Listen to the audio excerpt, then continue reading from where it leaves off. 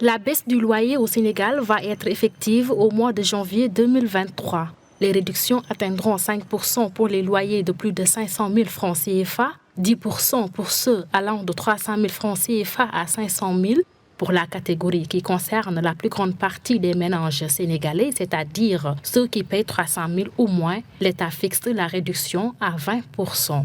Une décision amplement saluée par les acteurs. Aujourd'hui, les prix ont grimpé de plus de 4 ou 5 fois par rapport à la situation de 2014. Ce que nous trouvons exagéré de la part des bailleurs et des agences immobilières. Donc, l'État doit agir pour réguler le secteur parce que la loi de l'offre et de la demande n'a jamais été de mise dans ce secteur-là.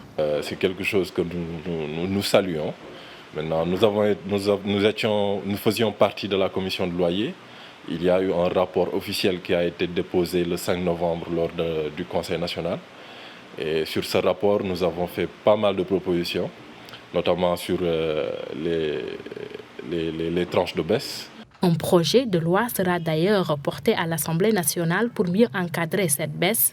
Dans le projet, un organe de régulation du loyer est prévu. Les locataires demandent aussi une commission de suivi strict des mesures. Il n'y a pas meilleur moyen de réguler le secteur, d'être présent sur le terrain, au lieu de laisser les locataires et les bailleurs aller au tribunal, aller chez les huissiers de justice et autres.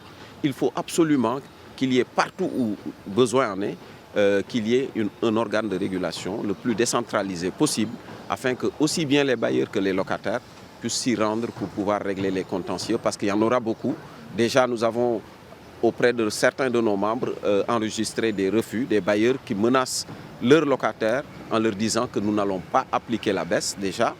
Au Sénégal, les loyers ont augmenté de plus de 200% depuis la dernière tentative de baisse décrétée en 2014. Cependant, les consommateurs demandent une fois la loi appliquée que l'État en assure le suivi et le contrôle.